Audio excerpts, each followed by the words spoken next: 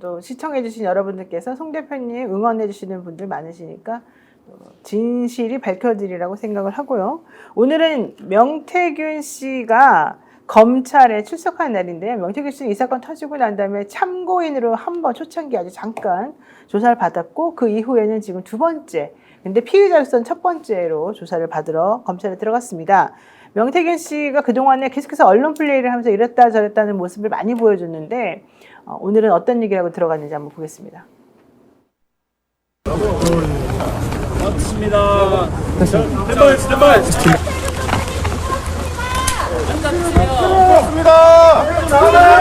아니 여기서 지금 카메라 세팅이 다 돼 있어가지고요.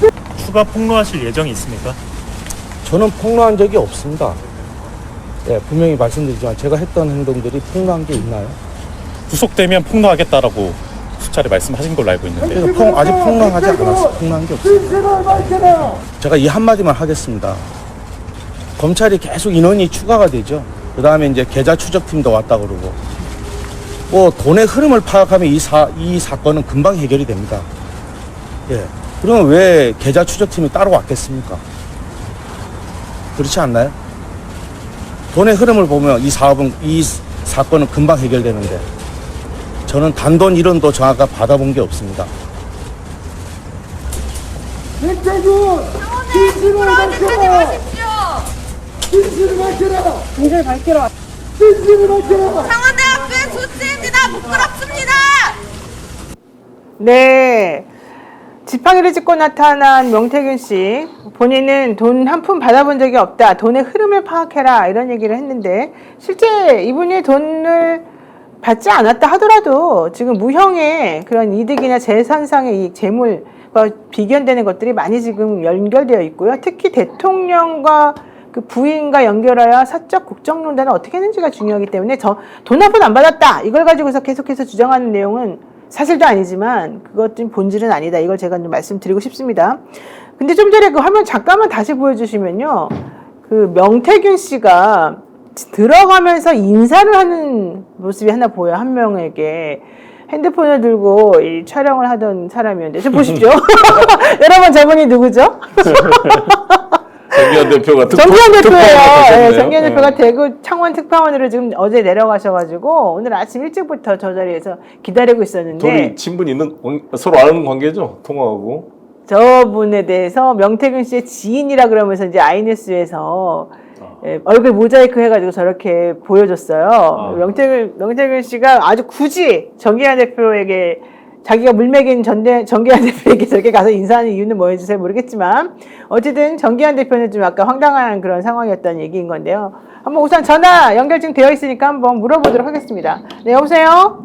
안녕하십니까. 네, 안녕하세요. 본인 소개 좀 해주시죠. 아니 오늘 현장에서 제가 이제 명태균 씨 출석과 관련된 라이브 중계를 했는데요. 네. 그 과정에서 들어가면서 명태균 씨가 갑자기 이제 지팡이를 짚고 거꾸로 돌아와서 저한테 악수를 청하더라고요. 다른 사람들에게는 뭐 그렇게 하지 않고 저한테만 유독 이제 악수를 청하는 걸 보면 평소에 저하고 이제 통화를 많이 했고 그까지 공익 제보를 좀 하는 것이 좋다고 권유를 했고 또 본인의 가까운 가족들에게도 좀 공익 제보를 하면서 실제 진실을 밝히자라고 했는데 서로 이제 소통을 하면서도 최종 결론을 내지 못했는데 오늘 들어가면서 저한테 이제 악수를 하는 걸 보고 야 이게 무슨 의미냐 결국 뭔가를 폭로하겠다고 해놓고도 그냥 들어가 버렸단 말이에요. 또 네. 기자들 앞에서도 하는 얘기는 정말로 실제 진실에 가깝게 뭔가 진실을 얘기하는 것 같다라는 느낌 주지도 못했는데 들어가면서 저한테 이제 악수를 청하니까 좀 뭐 나름의 의미는 있구나. 근데 조금 기대는 하죠. 언젠가 터뜨릴 때 제일 먼저 정계환에게 주지 않겠느냐 이런 막연한 기대는 하고 있습니다. 그래서 전 대표가 사실은 바람과 태양 그 페이스북에 본인이 쓴 걸 보고 내가 바람의 역할을 당신들이 하면 내가 태양의 역할을 하겠다 해가지고 저희들이 보기에 너무 지나칠 정도로 명태균 씨에게 친절하게 이렇게 뭔가 말을 조금 잘 끌어내기 위해서 노력을 많이 하셨지 않습니까? 네. 그런데 결국 실패로 돌아갔어요. 그 당시에 정기환 대표가 뭐라 그랬냐면 명태균 씨랑 나랑 새벽 3시 반까지 3시간 반 동안이나 전화도 했고 그 사람 얘기 내가 다 들어줬다. 그리고 그 사람이 나한테 이렇게 말하지만 뭐 방송에 내보내지 말라 그러면 나는 절대 안 내보내서 신의를 가지고 있어서 명태균 씨가 너무 기뻐가지고 내가 나중에 인터뷰하게 되거나 뭘 하게 되면 당신 방송에 무조건 출연해서 제일 먼저 이 진실을 밝히겠다 이런 말 했거든요. 그래서 뭐 사실은 그 말을 되게 철석같이 믿고 있더라고요. 제가 이해 안 될 정도로. 지금 보니까 어떠세요? 자, 믿고 있다, 안 믿는다, 이제 떠나서 언젠가 누군가에게 이제 본인이 갖고 있는 녹취 파일을 준다면, 뭐, 정경환에게 주는 것이 가장 지혜로운 선택일 것이다라는 생각 가지고 있고요. 네. 오늘 이제 출석하는 장면을 보면서, 명태균 씨가 한 이틀 사이에 완전히 생각을 바꿨구나.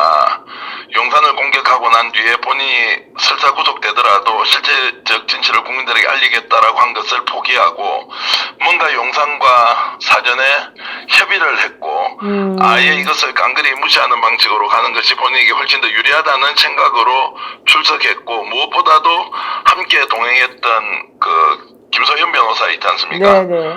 이분이 그 김태일 소장이나 강희경 공익 제보자를 공격하는 것을 보고 와, 그러면 결국 국민을 상대로 전면전을 선언하는 것인데 감당하기 어렵겠다. 어느 한쪽은 완전히 죽겠다라는 생각이 들어서 매우 안타까웠고 결국 본인이 만들어 놓은 일에 대한 책임감을 전혀 갖지 않고 뭔가 프레임을 만들어서 정치적 공방을 계속하겠다라는 것밖에 느끼지 못했습니다. 네, 김효경님께서 아이고 전 대표님 명태균 그동안 했던 상황 보세요. 용산에 보내는 사인이지 처음부터 폭로할 의지가 있었겠습니까? 이런 얘기를 하시는데 용산하고 어떤 식으로 그럼 딜을 했다고 생각하시는 거예요? 마지막까지 이틀 전까지 제가 확인하기로는 용산에서 아무런 답을 주지 않았다는 것이고 지금 용산에서 답을 받고 움직이지 않았다 이전에 그나마 검찰 수사 과정에서 민태균에게 가장 유리한 방향으로 조사가 이루어지지 않겠느냐 그런 일말의 기대를 가지고 지금 조사를 받고 있고 오늘 오후 4시 정도에 현재 몸이 이제 불편하기 때문에 4시까지 조사를 받는다고 했는데 아직까지 나왔다는 소식이 들리지 않습니다. 그리고 내일 또 조사받으러 들어갈 것이고 영장 청구 여부에 대한 판단을 한 뒤에 아마 명태균 씨가 원래대로 사전에 뭔가를 폭로를 한다든지 아니면 계속 침묵을 지키면서 구속영장 청구를 그대로 받아들일 것인지는 좀 더 지켜봐야 한다 이런 생각이 듭니다. 네, 명태균 씨는 일단 오늘 10시에 들어가서 아까 4시경에 자기 다리 아파서 더 못할 테니 이제 그만해달라고 요청을 했고 그래서 조사 열람을 4시경에 시작을 했고 6시경에 이제 나온 것으로 지금 얘기되고 있고요. 아, 그렇군요. 네, 그리고 이제 내일 다시 한 번 더 조사를 받겠다 이런 얘기를 했는데 창원지검에서 우리 교수님, 우리 대표님 한번 창원지검에서 실질적으로 이 명태균 씨에 대해서 영장을 청구하겠습니까? 할 리가 있겠어요. 뭐 형식은 그래도 한 번은 갖추지 않을까요? 국민적 분노는 어느 정도 알고는 있으니까. 전혀 그래요? 영장 청구 못할 거라고 봅니다. 영장 청구하면 저기 명태균이 가만히 있겠어요? 야, 나라를 이렇게까지 뒤집어 놓고 자기가 뭐만 터뜨리면은 한 달 안에 탄핵이라 그랬는데 그 정도까지 명태균이 준비를 해놓고 딜을 했겠죠. 네. 그리고 지금 정유미 창원지검장이 네네. 이문정 검사님이 쓴 책에 보면 자기하고 동기든가? 네네. 근데 완전히 윤석열 편에 서서 네. 키보드 오리어 그러니까 윤석열을 변론하는 뭐 이프로스 이런 검사망의 그런 그렇죠. 사람이라 항상 그런 사람이죠. 전혀 기대를 하지 않는다. 그러면 이제 어제기 때문에 네네. 이 검사나 이걸 진짜 수사할 리가 있으면 서울중앙지검으로 가져오고 서울중앙지검에서 특수부가 해야죠 자기들이. 네. 뭐 여러 명을 이제 그 보강해서 지금 한다고 하면서도 그게 일종의 이제 특별수사팀이라는 말도 못 하고 지금 있다는 거잖아요. 네, 근데 네.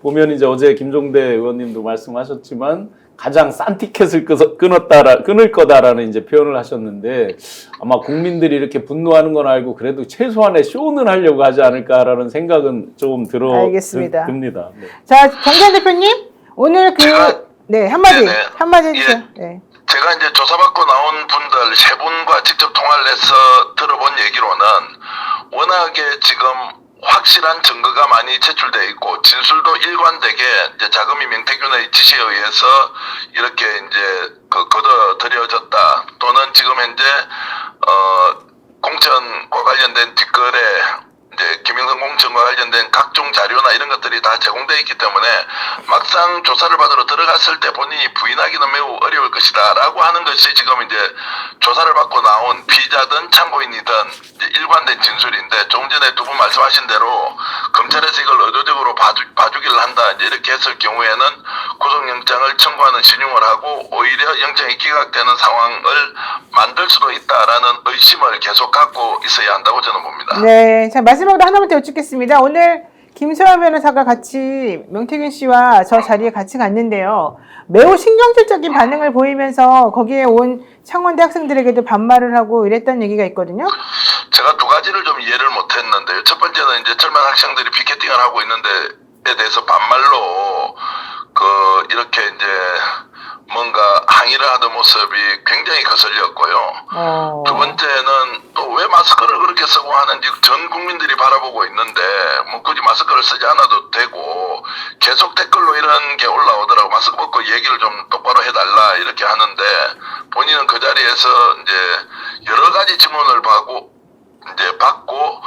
또 좀 심하게 말씀드리면 뭐 앵무새가 똑같은 말을 이렇게 그대로 반복하듯이 이제 하면서 국민들의 좀 이렇게 좀 짜증 게이지를 훨씬 더 높이는 것인데 태도도 그다지 좋지 않았다. 왜 그렇게 하느냐. 그래서 전 국민을 상대로 아예 전면전을 선언한 것 아니야 이런 생각이 좀 들었습니다. 네. 제가 며칠 전 그 국감장에서부터 이분들이 벌써 이미 견적이 다 나왔다라고 느끼고 어떤 나름 보이지는 않지만 일사불란하게 이렇게 네. 움직인다라는 걸 느낀 게 계속해서 오늘 그 변호사도 김 변호사도 이제 보니까 윤지호 씨에 빗대서 이렇게 이야기를 하면서 폄하하는 거. 네네. 그런데 국감장에서도 똑같은 말이 있었거든요. 그래서 아마 공익제보자들 이런 부분들을 이제 윤지호 씨처럼 빗대서 마치 이제 굉장히 폄하시키려는 이런 부분들이 벌써 이미 한 11월 국감이 11월 1일 날 있었으니까 그때부터 한 지금 일주일 이상 상당히 많이 일사불란한 움직임들이 있다. 오늘도 마찬가지 연속선상 같습니다. 네, 그렇습니다. 자, 마지막으로 인사 한번. 한 말씀을 보태면요. 네, 이게 네. 이제 편먹기처럼 돼가지고 이제 10% 지지율에 있는 그 사람들만이라도 자기 편으로 만들고 그러려면 프레임을 만들어서 계속 공격하는 것이 오히려 유효타가 될 수 있다고 이제 착각을 하는 것 같고요. 그런 네. 상황에 이제 잘 대처해야 한다 이제 이런 말씀을 드리고요. 무엇보다도 국민들이 여기에 대한 관심을 계속 가져야 한다. 그렇지 않으면 프레임 전쟁에서 휘말릴 수 있다라는 말씀을 꼭 좀 드리고 싶습니다. 네, 알겠습니다. 창원지검 어제 밤부터 내려가서 엄청 고생한 정기현 대표 그래도 아이뉴스 얼굴도 나오고 물론 뭐 모자이크 해줬지만 아니 이 말씀 하나 드릴게요. 네. 아니 아이뉴스에서 왜 제 얼굴을 모자이크 처리합니까? 지인이라고 스피드 대표라고 해야 되고 두 번째는 노인 변호사 지금 방송 진행하시지만 네. 자 지금 그 변호사 김소연 씨가 노인 변호사 공격했죠. 네. 강희경 씨 강희경 씨 김철 소장 공격했죠. 참고로 정계화는 공격하지 않았습니다. 이 말씀 드리겠습니다. 왜 자기네 빠져나가려고 이러는 거예요? 아닙니다. 제가 계속 좋은 관계 유지하면서 정말로 공익 제보로 한번 이끌어 보겠다는 이 마음은 끝까지 포기하지 않고 명태균 씨와 계속 소통을 해 나가 보겠습니다. 그러니까 알겠습니다. 고맙습니다. 네. 그러니까 지금 정기현 대표가 하고 싶은 말은 일단 명태균이 나를 공격하지는 않고 있느냐. 네. 나하고 어쩌면은 앞으로 뭔가 더 좋은 관계를 유지하기 위해서 끈을 놓지 않고 있는 거다. 그럼 용산에 계속 사인을 보냈듯이 오늘의 악수가 우리 전 대표님께 어떤 사인을 보낸 뭐 거겠네요. 그런 거일 수 있다. 이렇게 희망 섞인 말을 하고 있습니다. 어떻게 생각하세요, 우리 대표? 송 대표님은 이제 만약에 이제 영장을 청구해서 실제 합의된 것과 다르게 검찰에서 세게 자기를 희생양으로 만들 것 같다. 그러면 네. 다시 돌변해서 또 네. 공익제보자로 협박을 하면서 정기현 대표를 이용하려고 그러겠죠. 이 명태균이 하는 스타일이. 맞아요. 전 대표는 이용당했는데 본인이 이용당한 걸 몰라요, 지금. 그렇죠. 근데 아까 명태균 씨가 기자들한테 자기는 폭로한 게 없습니다. 이걸 보고 어떻게 저렇게 DNA가 피를 서로 수혈을 받았나. 비슷하죠, 말하는 윤석열 대통령하고 스타일이. 아니 분명히 김영선 공천 해줬다고 자기가 해놓고 네. 당에서 말이 많은데도 자기가 밀어붙였다고 해놓고 네. 특징을 해본 적이 없습니다. 네. 이게 내가 그래서 나는 붕어 IQ라고 그랬는데 붕어 IQ. 붕어하고 개구리 우리가 어렸을 때 낚시로 잡으면은 이게 올라오다가 미끼에 물려 툭 떨어지잖아요. 네. 좀 이따 다시 넣으면 또 물어요 그거를. 잊어버리고. 이 기억력이 몇 초간을 못 가요. 개구리하고 붕어가. 개구리도 그렇습니까? 개구리도 그래요. 개구리를 호박잎으로 이렇게 낚시하면 그래요. 네. 어제 이제 그 윤 대통령이 간담회를 담화를 할 때 했다면이라고 표현을 하더라고요. 이미 전 국민은 다 들었는데 했다면 그러다가 순간적으로 그런 말 할 수 있죠. 라고 얘기를 했어요. 네. 그래서 여러 가지 불법인지도 모르고 저도 여기서 이제 명태균 씨 말을 받아서 feed 그러니까 바이 명태균으로 제가 한 말씀 드리겠습니다. 다 언론이 신용환이 폭로했다라고 그래요. 저 폭로한 적 없습니다. 폭로한 적 없대요. 저는 그저 담담하게 객관적 사실을 공개했을 뿐입니다. 알겠습니다. 자, 좀 전에 정기현 대표가 말했듯이 김소연 변호사가 상당히 예민하게 그 현장에 나와 있던 창원대학교 학생들은 사실은 이 명태균 씨 후배거든요. 그러니까 그렇죠. 창원대 학생들이 부끄러운 동문, 부끄러운 선배에 대해서 이제 항의를 하니까 아주 예민하게 얘기하는 뭐 장면이 나왔어요. 우리 지금 김소연 변호사의 그런 그 예민하게 반응하는 반말 관련 설전 내용을 한번 싱크로 들어보겠습니다. 정책은 어떻게 국정농단에 함부로 조용해. 시끄러. 조용해. 반발하지 마세요. 조용해. 너도 반말하지 마. 조용해. 진실을 밝혀라. 진실 밝히러 왔어요. 진실을 밝혀라. 창원대학교의 조치입니다. 부끄럽습니다. 시끄러워 죽겠네. 윤지호나 응원해라. 반말하지 마세요. 너도 반말했잖아. 아까부터. 반말하지 마시고. 밝혀라. 너 조용해. 저도 국민입니다. 와, 저는 정말 저런 장면은 상상도 못할 장면이에요. 저것도 윤석열 대통령과 비슷하잖아요. 비슷하네요, 그 진짜. 어제 기자회견할 때 네. 네. 예. 반말하고 어. 뭐 입이 아프다고? 예, 예. 물 그만하자. 먹고 하자 뭐 이런 거. 와, 국민들이 다 보는 생방송에 직원들한테 고마움을 표시하고 수고한데 죄송하다 그래야지. 그걸 반말로 하니 평상시를 어떻게 했어요? 아니 그러면서요 저 소연 변호사님은 강혜경 씨가 거짓말해가지고 언론을 피곤하게 한다고 미안하다고 그랬어요. 네. 왜 그 사람들은 거기다가는 그렇게 하죠? 지금 국민들이 물어보는 것에 대해서는 시끄러워 조용해 너 반말하지 마 윤지호 어쩌고저쩌고 이게 말이 돼요? 윤지호 응원해라? 와 너도 반말했잖아 아까부터. 그러다가 갑자기 마지막에 저도 국민입니다. 오 정말 이 멘탈이 끝내줍니다. 네. 그러니까 반말을 해서 자기도 할 수 없이 반말했다 이런 식이잖아요. 그러니까 전혀 이게 어떤 피의자로서 어떤 조사받으러 가는 사람의 변호인으로서 있을 수 없는 자세인데다가 젊은이들이 어떤 저 자리에 나올 때는 나름 굉장한 어떤 분노를 안고 네. 열정적인 젊은이들이 나온 부분일 텐데 거기에 맞서서 저는 이런 부분도 다 본질을 흐리는 부분이라고 생각을 해요. 광인 전략을 계속 쓰고 있잖아요. 광인 전략. 이 네. 저기가 명태균 씨가 그 연속선상의 변호인도 비슷하다고 생각을 합니다. 그러니까 전부 다 자기 변명하면서 갑자기 바보가 되고 멍청이가 되고 아무것도 모르는 놈이 됐으면 빨리 그만두세요. 왜 대통령을 하고 나라를 이끈다 그래? 이게 큰일이잖아 정말. 그러니까요. 이 5살짜리 애한테 총을 쥐어줬다며 명태균 씨 말에 따르면. 자, 충격적이긴 한데 한 번 더 보여주고 제가 조금 이 말을 이어가도록 하겠습니다. 성이 담긴 그 녹취 자료가 오늘 좀 검찰에 제출될 예정인지 말씀. 제출될 예정 없고요. 그 일부 언론들이 바라는 폭로는 폭로할 것도 없고 영원히 없을 거니까 기대하시지 말아주시기 바랍니다. 없다니까요. 네. 폭로를 하신 적도 없고 지금 제2의 윤지호인 강혜경이 본인의 범죄 혐의를 벗기 위해서 숨쉬는 것 빼고 전부 거짓말을 해서 지금 이 많은 언론인들을 고생시키고 있는 사건입니다. 혐의 모두 부인하시는 겁니까? 그러면? 당연하죠. 네, 강혜경 씨가 이미 선관위 조사 때 본인 진술로 밝혀놓은 것들이 있습니다. 제2의 윤지호 강혜경이 왜 변호인 입회도 못하게 하고 혼자 들어갔을지 생각해 보시면 답이 나옵니다. 네, 네. 대통령. 정책은 어떻게 국정농단에 함부로 조용해. 시끄러. 조용해. 반발하지 마세요. 조용해. 너도 반말하지 마. 조용해. 진실을 밝혀라. 진실 밝히러 왔어요. 진실을 밝혀라. 창원대학교의 조치입니다. 부끄럽습니다. 시끄러워 죽겠네. 윤지호나 응원해라. 반말하지 마세요. 너도 반말했잖아. 아까부터. 반말하지 마시고. 밝혀라. 너 조용해. 저도 국민입니다. 자, 우선 김세현 변호사가 하고 싶은 말, 강혜경은 숨 쉬는 것 빼고는 다 거짓말이다. 그래서 제가 어떻게 그런 말을 할 수 있냐 그랬더니 아니 너도 김영선 전 의원에 대해서 그렇게 강혜경이 말을 한 거 가지고 내가 지금 말하는데 뭐 어떠냐 이렇게 또 네네. 기자들을 통해서 본인이 또 말을 전해왔더라고요. 네. 그러면서 또 지금 노영희 네, 변호사님을 네. 그냥 정면으로 공격을 뭐 하더라고요. 저를 뭐 공격하는 거는 뭐 괜찮은데 산으로 둘로 그냥 마구 난사를 하는 것 같은. 저는 근데 너무 깜짝 놀란 게 저분은 지금 본인의 의뢰인을 변호하는 게 아니라 의뢰인을 모든 사람들부터 고립시키려는 것 같아요. 그렇지 아까 않나요? 말씀드린 대로 광인 전략에서 이제 변호사까지 광인 전략을 하면서 아까 송영길 대표께서 말씀하신 대로 아무것도 모르고요. 네. 다 그냥 백지인 것처럼 일부러 모두에게 신뢰를 일부러 잃어버리는 어떤 이런 쇼 아닌가 하는 생각도 많이 들어요.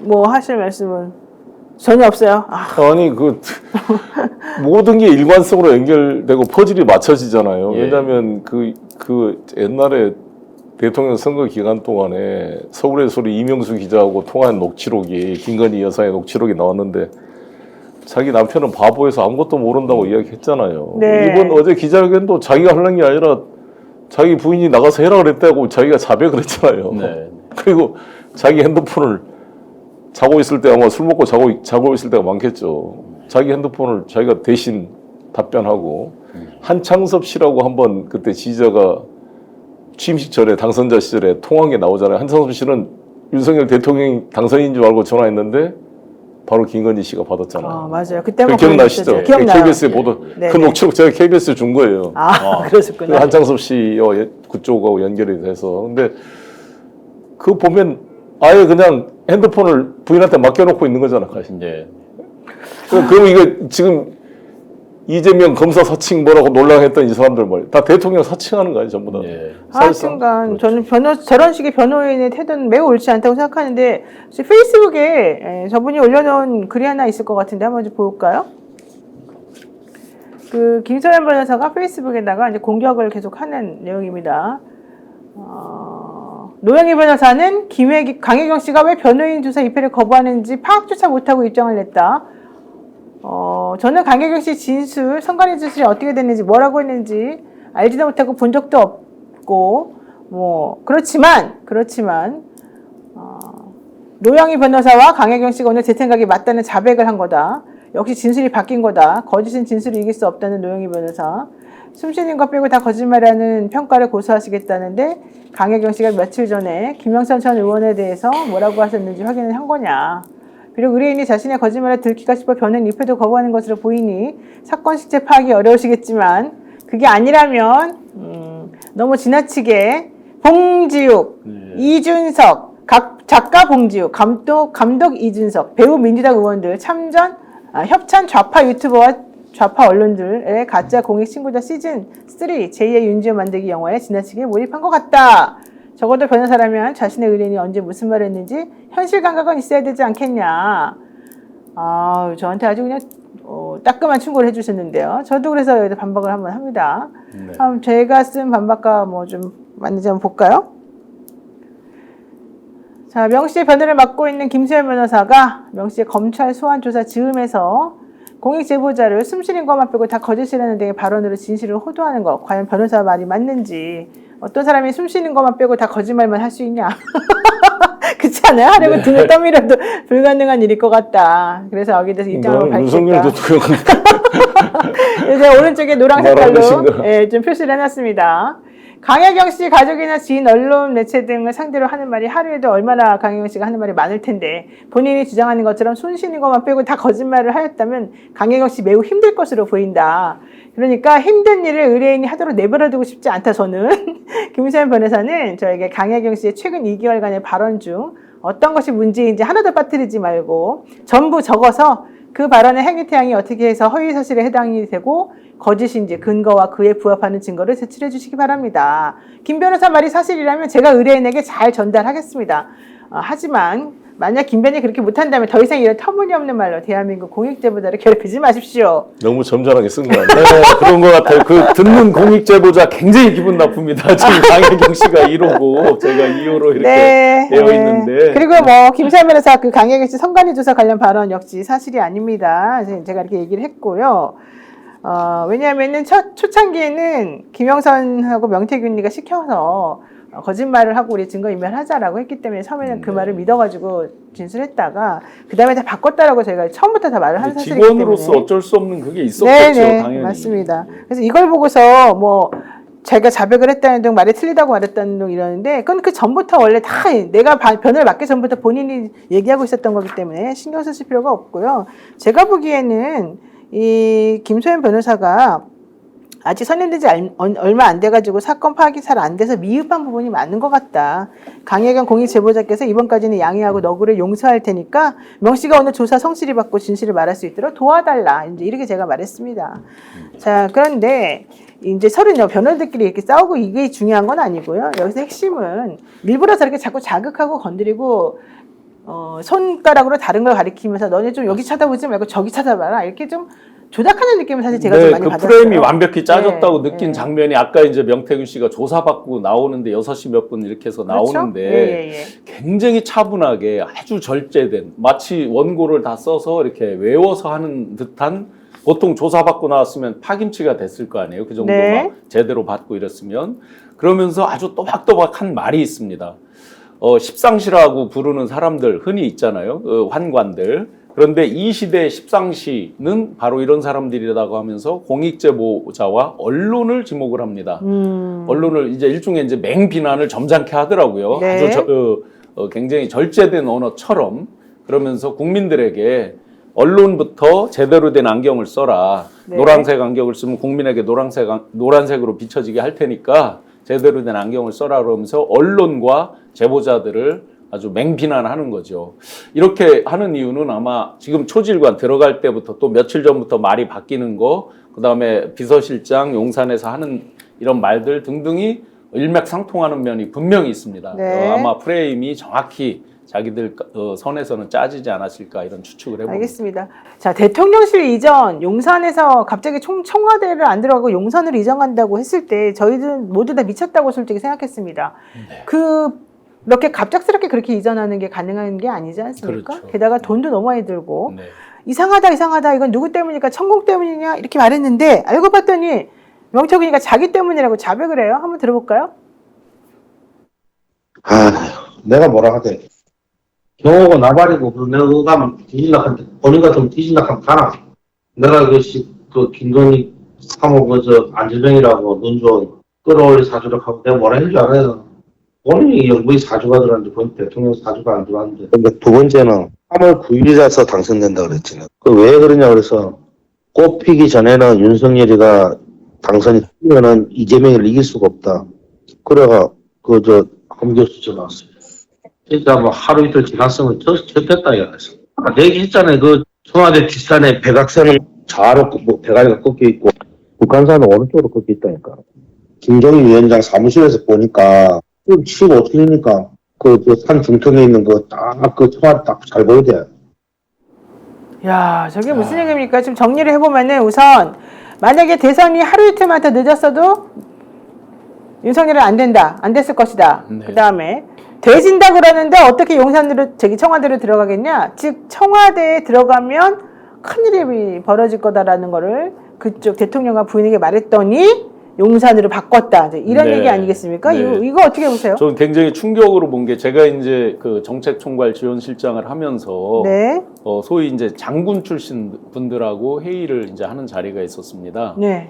그러면 이제 처음에는 그런 말을 하고 싶었겠죠. 용산 이전에 대해서 대선 때부터 치밀하게 여러 가지를 검토해서 이전했다 이 말을 하고 싶었겠죠. 왜냐하면 정당성을 부여하려면 왠지 전문가들이 오랜 검토를 했다 이런 말을 이제 하고 싶을 텐데 김용현 그 경호처장하고 지금 국방장관 되신 분, 그다음에 김모 육군 참모총장 하시던 대장님, 그다음에 전모 해병대 사령관 등등 회의 자리에 이제 저는 제가 당연직으로 항상 국방을 하는 건 아니지만 전체 이렇게 총괄적으로 이것저것을 이제 많이 취합해서 나중에 보고 올라갈 때 이렇게 보니까 그때는 이런 논의는 제가 한 번도 본 적이 없어요. 그리고 실제로 정책 공약집도 지금 그 책자로 있는 공약집도 보시면은 광화문 시대를 열겠다 이렇게 돼 있어요. 왜 집 나간 전 정권 시 있잖아요. 늘 전 정권 하잖아요.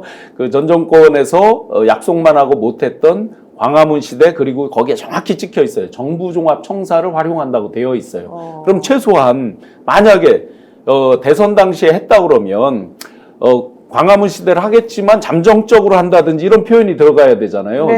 용산으로 이전하기 위해서 과도기에 뭘 한다든지 뭔가 어떤 과도기적인 표현이 한 글자라도 있어야 되는데 없습니다. 그럼 최소한 그때까지는 없었다. 그런데 이제 오늘 보니까 알게 됐어요.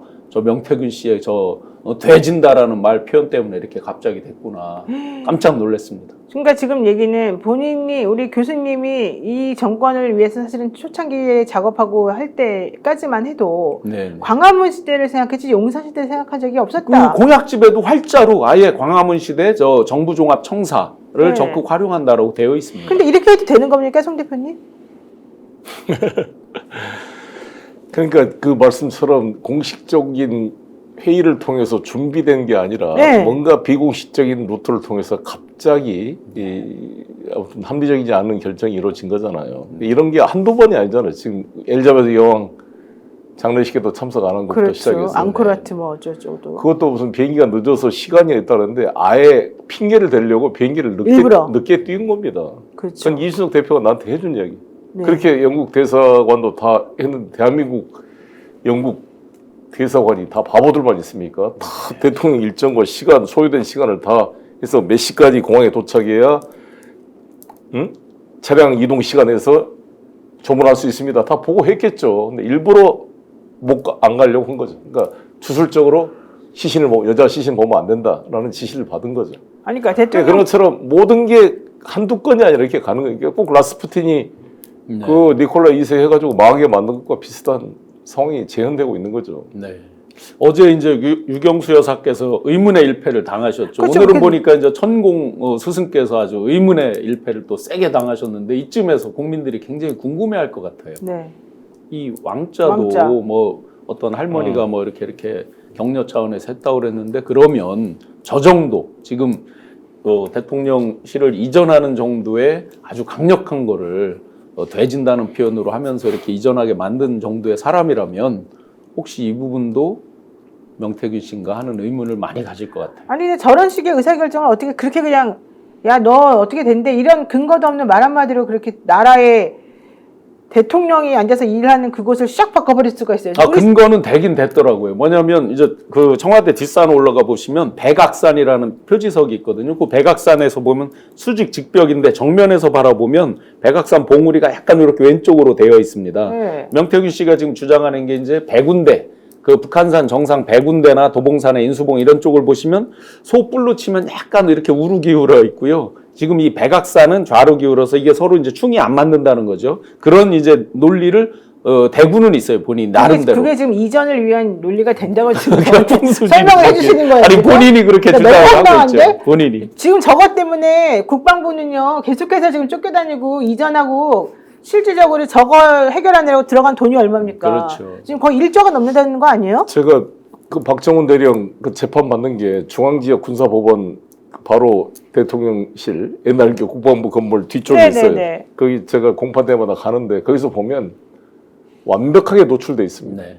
그러니까 만약에 북한이 스카드 미사일로 쏜다, 장사정포로 쏜다면 뭐 정면으로 바로 타격이 되는 지점에 있고 거기에 대통령은 국군 통수권자인데 합참부장, 국방부장이 다 같은 그 타격거리, 타점 안에 있는 거잖아요. 일거에 다 이게 소산 계획이 없는 거죠. 그리고 만약에 이게 폭격이 발생하면 지하 벙커로 들어가서 국군 통수권자가 지휘 이 통신 측선을 유지해야 될 거 아닙니까? 네. 그럼 청와대는 지하에 그 엄청난 돈을 들여서 만들어 놨다고요, 다. 네. 모든 NLL부터 시작해서 모든 휴전선 상황이 바로 모니터돼서 대통령이 볼 수 있도록 돼 있는데 도청도 다 맞게 해놨고 근데 바로 미군 부대 옆에 있으면 다 CIA가 도청할 거 아니에요, 전부 다 지금. 실제 미국 실제 그 도청 도청됐고 그때. 바로 그 사령부가 거기에 가까이 아니 있죠. 그러니까 네. 거기 다 그 미국이 전부 사실 북한 정보도 도청하고 그런 게 다 연결되는 주한미군 사령부 지도부가 있는 곳인데 도청이 안 되겠습니까? 제가 국방부에 이제 보면 CIO라고 있습니다. 정보관이죠. 그 자문위원을 쭉 해봐서 실제 그 지금의 현재 대통령실 밑에 있는 벙커 가서 회의를 여러 번 해봤거든요. 근데 그 위치는 다 노출이 돼 있고 실제로 예를 들어서 청와대는 경내가 그래도 몇만 평 되고 사실은 그 지하 벙커가 어디 있는지 직원들도 잘 모르잖아요. 극소수의 그렇죠, 사람들만 알게 돼 있고 지금 개방을 했지만 개방했어도 어디 있는지 모르잖아요. 그렇죠. 예. 그런데 여기는 정확히 노출이 돼 있거든요. 이 건물 지하에.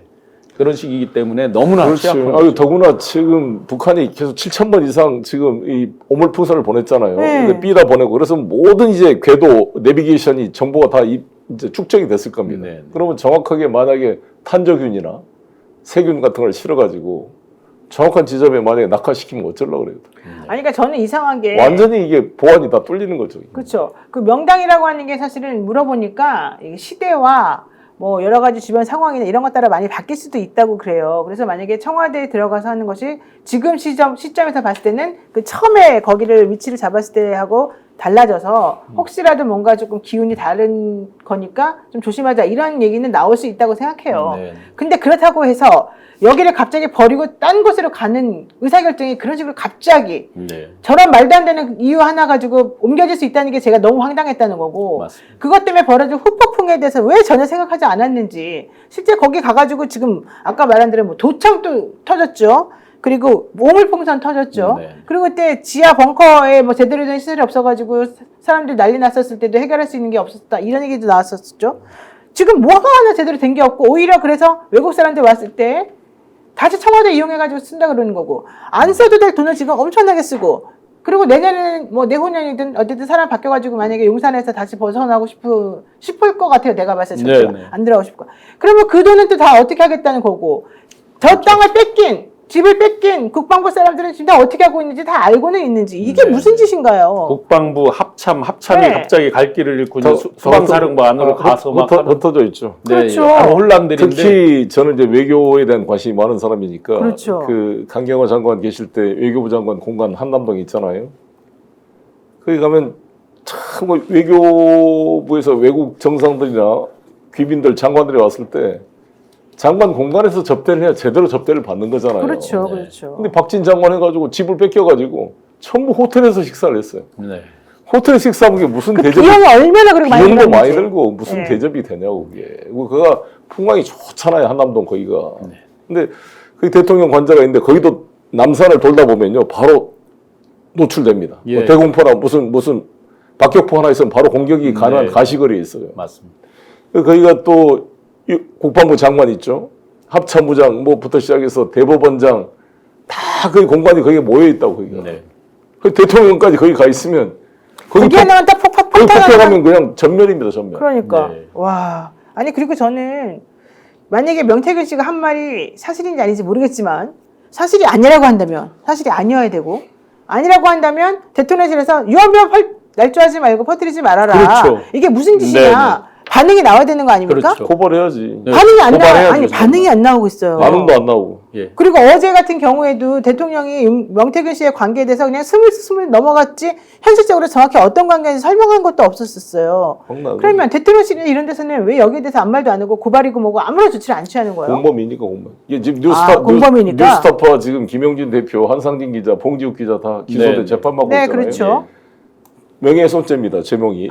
근데 몇 년에서는 반의사 불벌죄라 사실 윤석열 대통령이 처벌 의사를 표시한 것도 없고 확인도 안 돼요. 고발장을 네. 낸 것도 아닌데 특수수사본부를 만들어서 자기네끼리 1년 넘게 지금 언론사를 다 잡아다가 기소를 하고 있는 이 검찰이 명태균에 대해서 아무런 수사하고 늦장 부리다가 이 뒤늦게 지금 쇼를 하고 있는데 이게 수사를 한 게 아니라 명태균 씨가 아까 조사받으면 파김치가 나와야 되는데 보통 밤 12시에 나오잖아요. 예, 벌써 그렇죠. 나왔잖아요. 네. 네. 뭘 했느냐? 변론 준비를 했다고 봐요. 왜 이렇게 우리가 추측이 되느냐? 검찰하고 검찰하고. 검찰이 이렇게, 왜냐면 최재형 목사한테 직접 들은 거잖아요. 네, 최목석 들어갔더니 명품 수수백을 무슨 목적으로 어떤 직무 관련성, 김창조 의원 뭐 국정자문위원 넣으라고 청탁을 했습니까? 이걸 물어봐야 될 거 아니에요. 그렇죠. 인사차 오신 거죠. 청탁은 안 했죠. 변호사 변론 신문서 작성하고 뭐 왔대요. 유도신문 하는 거예요, 뭐요? 그러니까 저 답정론에 답을 딱 정해놓고 그러니까 직무 관련성이 없다는 걸 조사받고 왔다는 거지. 그러니까 이건 로펌 변호사가 엄청난 돈 받고 변론 준비서 작성해주고 온 거란 말이에요. 최재형 네. 목사로. 그러니까 도이치모터 주가 조작도 이득을 92억을 받는데 전주도 한 6명이 된다는 거 아니에요? 근데 네. 김건희와 같이 있으니까 다 처벌 안 되고 넘어가잖아요. 김건희 씨를 하나 살리려고 이런 바보도 이게 대한민국 검사들이 맞습니까 이게? 네. 이게 범죄 집단이라 이게 전부 다 저는 아예 이걸 다 쓸어내야 돼요. 당장 민주당이 나는 심우정도 바로 탄핵 소추한다 보는데 심우정은 무슨 도이치모터스에 대한 수사 지휘권이 없었기 때문에 아니 그거 추미애 장관이 수사 지휘권 배제시킨 것은 윤석열 검찰총장의 바로 부인이기 때문에 이해관계 상충한 건데 검찰총장이 몇 번이 바뀌었는데 아직도 그 추미애 장관의 그 지시를 금과 옥조로 모시고 이걸 핑계 알리바이로 쓰고 있다는 이건 비걸 같은 놈들이 어디가 있어요. 이게. 그렇죠. 검찰총장이 제대로 된 놈이면 바로 수사 지휘권 복귀를 요청해야지. 그렇죠. 예. 그것도 직무유기지. 네. 거기다 이창수 지검장, 최재훈 즉각 탄핵 소추를 해야 직무가 정지되고 짐 싸가지고 사무실에 나오게 만들어야 됩니다. 네. 그래야 다른 창원지검에 있는 명태균 수사관 검사 정유미 지검장도 좀 정신이 날 거 아닙니까? 그래서 저는 민주당에 강력히 요청이 왔는데 김민석 최고가 하겠다고 약속을 했는데 지금 말이 잘 안 나와서 이거 빨리 해라 했더니 뭐 절차대로 하기는 하겠다 그러더라고요. 그래서 저는 빨리 해라 빨리. 그래야 2,300명 전국에 있는 검사들이 정신을 차릴 거 아니에요. 조선일보가 그걸 서울중앙지검에 뭐 이런 업무를 중단해야지. 증거를 조작하고 범죄 집단에 하는 업무를 중단시켜야 이게 검사냐고 이놈들이 다 로펌 변호사, 범죄 집단의 로펌 변호사들이지. 아니 근데 빨리 쫓아내고 김건희 로펌으로 취직해라고 보내야지 전부 다 검사 직책을 떼고 무슨 뭐 불의의 어둠에 저항하는 용기 있는 검사? 아이고. 어제 그 대국민 방화를 보고 많은 국민들이 네네네. 윤 대통령께 최고의 그 킬러 문항, 수능이 이제 며칠 안 남았잖아요. 14일이니까 그렇죠. 최고의 킬러 문항은 김 여사에 대한 질문이다 이렇게 했는데 지금 보니까 그보다 더 어려운 킬러 문항은 명태균입니다. 그러네. 아무도 답을 못하니까. 아무도 말을 못하고 아무도 건드리지를 말을 못하네요. 네. 게다가 다리 아픈 거하고 이 조사받는 거랑 무슨 상관인지 모르겠어요. 네. 자기가 다리가 아프다 그래서 4시쯤에 자기는 더 이상 조사 못 받는다 그랬더니 돌려보내줬다는데 강혜경 씨가 여기 대해서 뭐라고 했는지 아세요? 저 목 디스크 터져 있는데요. 아프다 변명 한 번 안 하고 내색 안 하고 쭉 조사받았습니다. 정말 비겁합니다. 이렇게 얘기했어요. 이분이 몇 시간 아침에 9시 반에 들어가가지고 밤에 10시, 9시 반에 나왔어요. 12시가 넘게. 그렇게 지금 조사받은 게 8번이에요, 8번. 그것도 맨날. 이분하고 비교를 한번 해보시면 검찰이 지금 너무 이 사람을 봐주고 있다. 이 생각밖에 안 들고, 진짜 저는 이 김소연 변호사의 태도나 명태균 씨에 나와가지고 이 반응을 보게 되면, 언론 지금 공격하고 대통령 부부는 막 너무 천사 같다 그러고 착하다 그러고 이런 얘기 지금 하는 걸 보면 대통령 부부한테 아부해가지고 결국 이 난관을 극복하겠다 이거밖에 저는 안 보이고 대통령 부부도 그렇게 해라 너 내가 좀 잘 좀 해줄게 이런 시그널을 지금 자기네끼리 보낸 것 같단 말이죠. 왜 그런 것도 하나 못하세요? 대표까지 하신 분이. 예? 민주당의 오선 의원인가요? 육선 의원인가? 오선 의원이시죠? 그리고 시장도 하셨던 분이 왜 그렇게도 못해요? 우리 대표님은. 뭘 못했다고. 아니 왜 이렇게 정권에 이렇게 맨날 탄압당하고 있어요. 이런 일반 국민이 저렇게 대통령하고 단판을 잘 지는데. 정말 이번에 그래서 뼈저리게 반성하고 있고 반성하고 있어요? 다시 정권을 잡으면 절대 그런 바보 같은 짓을 하지 말라고 우리가 지금 시련을 연단을 받고 있는 것이고 새로운 소망의 길이 열리고 있다고 보여지고 그래요? 이걸 통해서 이제 마지막 우리 이 대한민국의 암적인 존재 이 정치검찰 범죄 집단을 쓸어낼 수 있는 국민적 공감대가 만들어졌기 때문에 정말 그 윤창중 씨가 이런 말을 했대요. 이 생선 가시에 고기 발라내듯이 싹싹 긁어서 윤석열 정권의 이 범죄 집단들을 전부 잡아다가 집어쳐넣어야 된다고 얘기를 하더라고요. 저는 윤석열 대통령은 여러 가지 술을 하도 먹어서 인지 능력도 떨어진 것 같으니까 빨리 서울구치소에 보내서 술도 못 먹게 하고 서울구치소에 밥이 잘 나와요. 밥이 잘 나와. 먹을 만하고 규칙적으로 생활하고 9시는 딱 자야 돼요. 그러면 이 당뇨도 없어지고 혈압도 없어지고 윤석열 대통령은 본인의 건강을 위해서도 빨리 서울구치소로 보내야 된다 이렇게 생각합니다. 저는 이거 한번 꼭 우리 신 교수님한테 여쭤보고 싶습니다. 뉴스토마토에서 기사가 나왔지 않습니까?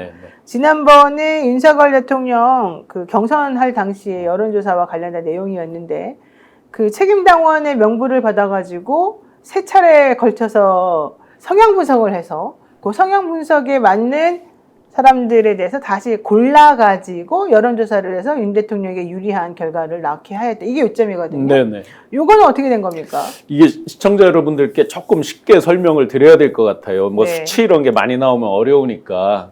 당시에 이제 국민의힘에서는 예선전이 3차례가 있었어요. 12분에서 8분으로 줄이고 8분에서 4분으로 줄이고 마지막 11월 4일 날 이제 윤석열 후보께서 최종 후보로 이제 확정되는 이런 경선 과정이 있었는데 앞쪽은 차치하고 이제 4명으로 줄여졌을 때 57만 명 이제 당원 명부가 주어졌죠. 57만 명이 굉장히 친절하게 되어 있습니다. 서울시, 종로구, 이름 김땡땡, 남, 그다음에 0505 뭐 21자리인가 이렇게 되는 안심번호 돼 있고 책임당원 여부가 이렇게 돼 있는데 그다음에 당에서 이제 20대, 30대, 40대 전체적인 통계 숫자까지를 다 이제 제공을 해줬어요. 아마 돈을 많이 들인다면 첫 번째 한 번은 아주 극단적으로 가정하면 57만 명을 다 해볼 수 있겠죠. 그걸 또 친절하게 20일 기간을 줬어요. 10월 15일 날 줘서 11월 4일까지 썼으니까 20일이나 썼잖아요. 안심번호가 안 바뀌고 20일 동안 유지된다는 거예요. 참고로 선관위 건 한 번밖에 못 씁니다. 락이 걸려서 한 번 쓰면 이제 그 다음에 못 써요.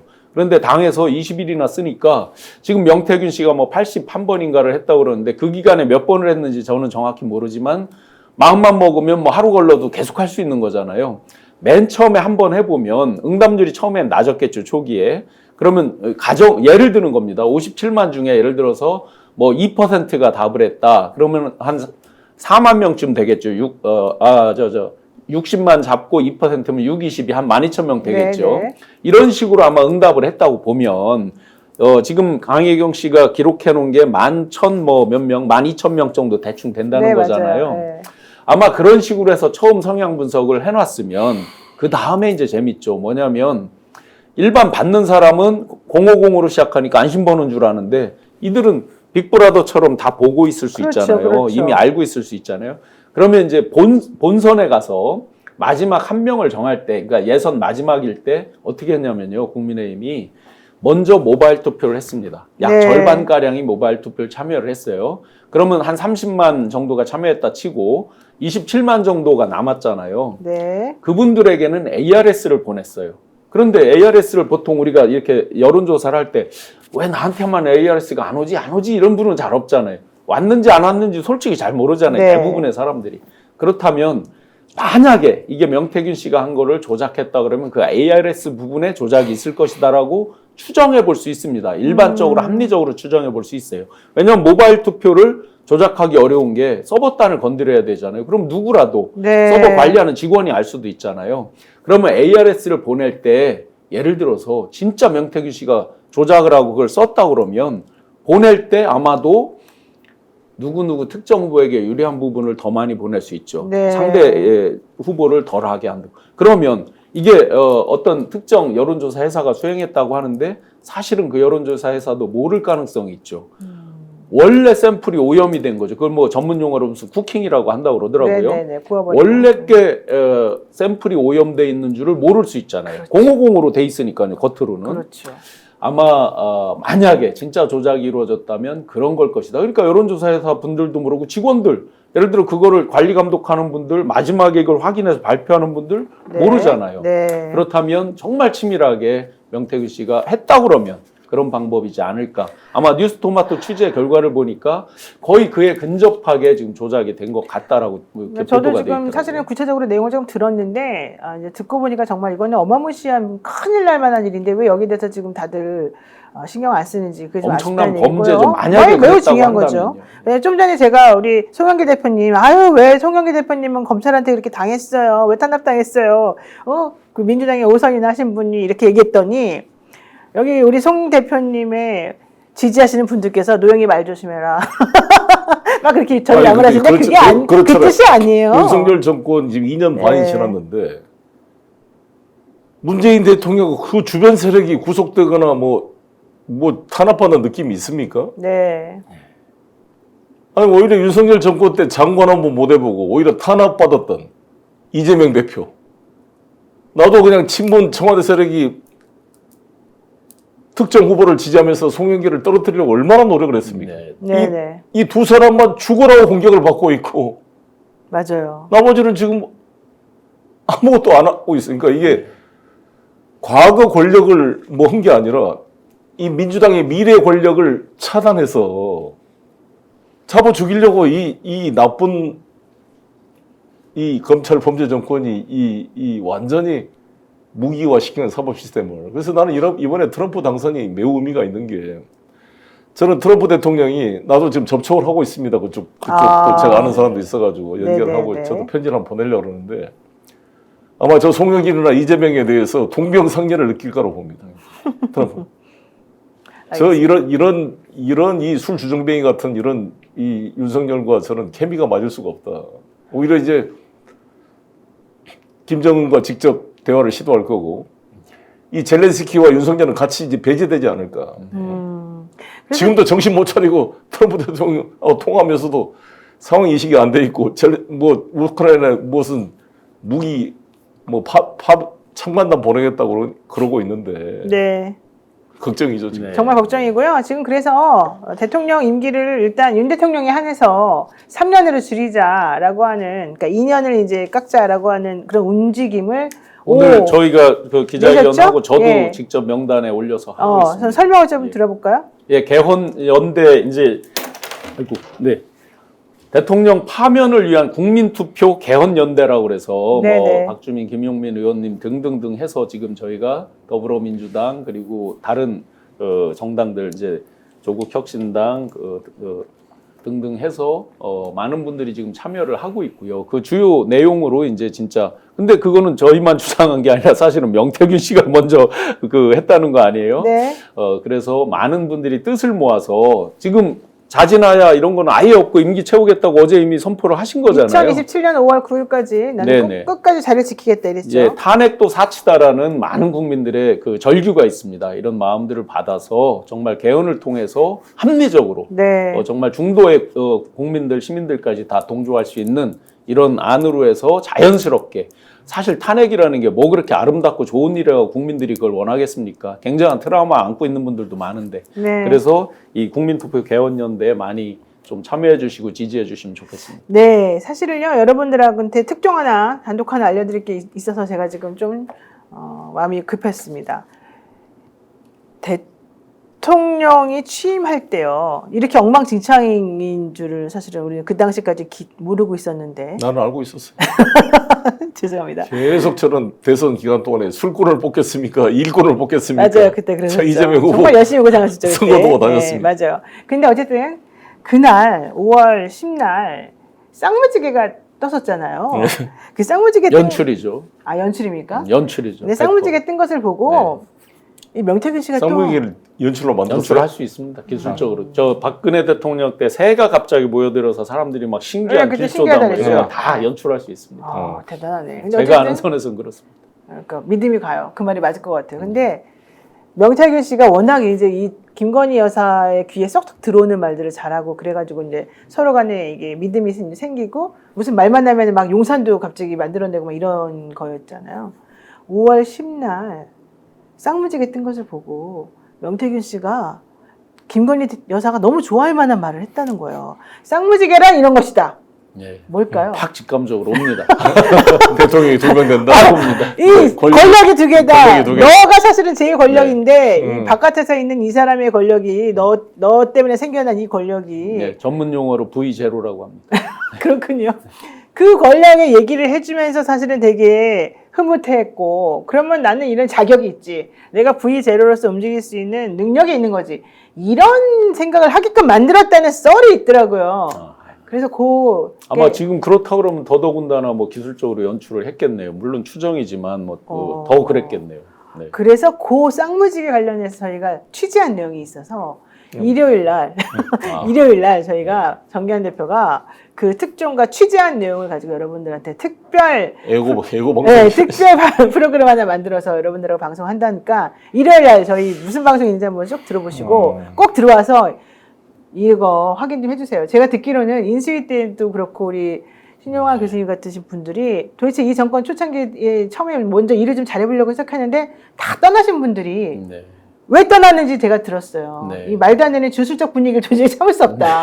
그런가요? 뭐 그것도 당연히 영향이 있죠. 뭐 전반적으로. 이 김건희 씨가 본인이 대통령이 하고 싶은 욕심이 있다는 거고 쭉 최재형 목사 얘기를 들어봐도 본인이 대통령이고 내년에 천공이 통일된다 그래서 그때 통일 대통령을 꿈꾸고 지금 명태균도 김건희 씨한테 본인이 대통령 갑니다 그래서 그때부터 선생님으로 너무 기뻐하면서 너무 기뻐하면서 내가 선생님만 무조건 믿습니다. 오죽에 쓰면 명태균 씨 말에 따르면 자기 남편한테 왜 명선생이 아침에 놀래서 전화하게 만드냐. 대통령 자격이 있어? 대통령 자격이 있다. 네. 와, 아연실색입니다. 맞습니다. 맞습니다. 네. 어쨌든 여러분들 한번 이게 진짜 사실인지 아닌지 한번 좀 기대됩니다. 그쵸, 너무 기대되죠. 예. 일요일 날 여러분들 전 대표가 하는 방송 꼭 시청해 주시고요. 대한민국이 이렇게 누군가 알지도 못하는 근본 없는 사람의 말 한마디, 근거 없는 말 한마디를 1조가 왔다 갔다 하는 사업이 그냥 뚝딱뚝딱뚝딱 벌어졌다는 걸 보고, 야, 대한민국 진짜 다이나믹하고 대단하다, 좋다, 이렇게 생각할 사람 아무도 없다는 거. 그래서 앞으로 정말 이걸 어떻게 해결할 것인지, 애매한 애꿎은 천국만 마치 그동안에 자기가 뭔가 영향력을 행사할 수 있는 사람인 것처럼 그동안에 해서 또 다 기득권 누리고 이제는 사람을 이렇게 좀 바꾼 건지 여러 가지 측면에서 좀 안타까운 상황이었다, 이 말씀 드리겠습니다. 네, 오늘 방송 여기까지 마치겠습니다. 마지막으로 네네네. 제가 오늘 송영길 대표님, 사실 큰형님 처음 방송했는데 시청자 여러분들께 꼭 드리고 싶은 말씀이 있습니다. 제 네. 얘기가 아닙니다. 사실은 개인적으로 20년이 넘도록 굉장히 아껴주신 선배님이자 큰 형님이세요. 그런데 네. 제가 감동을 받은 게 있어요. 시청자 여러분들 꼭 저 송영길 대표님, 제 후원이랑 관계 뭐 어떻게 하는 건지 모르지만 혹시 마음이 있으면 정말 많이 후원해 주시고 그렇게 해주시면 좋겠습니다. 그때 당시 국회의원 하실 때도 항상 일기를 쓰셨어요. 올리셨어요. 그때는 지금처럼 SNS가 이 정도로 활발하지 않을 때 아마 블로그 등등을 해서 매일 뭐 어떤 저녁자리 뭐 약주자리가 있어도 그렇게 하셨고, 송영길 대표님과 저와 사이에 아주 절친한 중국의 지인분 계세요. 중국에 가서 방통대를 다니시면서 독학으로 중국어를 하신 걸로 알고, 아마 대한민국 어떤 정치인이든 학자든 중국어를 독학해서 중국어로 강의할 수 있는 사람이 거의 없을 겁니다. 그렇죠. 그런 열정을 가지고 계셨고, 또 인천시장 하실 때 제가 박근혜 정권에서 대통령직 청년위원장을 했는데 진보다 보수다 이런 개념이 아니고 제가 청년 취업 창업 일자리를 담당하다 보니까 그때 저를 초대해서 인천 지역 청년 창업에 관한 특강을 저한테 맡기시기도 했습니다. 즉 진영이나 이런 거를 떠나서 대한민국 미래를 위해서 해안을 갖고 투자할 줄 알고 또 헌신하신 분이기 때문에 지금의 이런 고초, 저는 20년이 넘은 그런 인연에서 그걸 다 떠나도 너무나 가슴 아프게 보고 있습니다. 혹시라도 여력이 있으시면 송영길 대표님 꼭 많이 후원해 주시면 감사드리겠습니다. 뜻밖의 말씀을. 네, 알겠습니다. 아무튼 우리 시 교수님도 용기 있게 이번에 발언해서 너무 고맙습니다. 네, 오늘 갤럽이 지난 5일부터 7일까지 전국 만 18세 이상 유권자 1,002명을 대상으로 조사한 결과 대통령 지지율이 17%가 나왔습니다. 17%. 이제 끝난 거 아니겠습니까? 부정평가는 74%고요. 윤 대통령 직무수행 긍정평가가 지난 10월 5주차 조사에서 19%였는데 1%포인트 더 내려간 것이고요. 실질적으로 이 사람이 잘한다고 아는 게 하나도 국민들이 없다는 게 나왔고요. 또 이거 말고 MBS 여론조사에서는 그동안에 계속 20% 넘었는데 이번에 19% 또 나왔습니다. 여러분 이게 도대체 무엇을 의미하는지 한번 보시고요. 이거는 전부 다 7일날 있었던 대통령의 기자회담에 대한 건 아무런 반영이 안 되는 거라는 거. 그럼에도 불구하고 대통령실에서는 야 대통령 잘했다. 결국 이렇게 해결하면 되는 것을 왜 이렇게 우리가 걱정했냐. 이러면서 서로 자화자찬하고 행복했답니다. 네, 진짜로. 예, 너무 잘했다고. 돌마저도 할 일 한다고 하셨는데 이게 저 짱돌이 점점 바위돌로 변해가고 있습니다. 스픽스는 말하는 언론입니다. 대세는 유튜브, 그중에서 스픽스. 좋아요, 댓글, 구독, 알림 설정. 여러분이 저희를 사랑해 주시고 우리가 여러분을 사랑하는 4가지 방법입니다.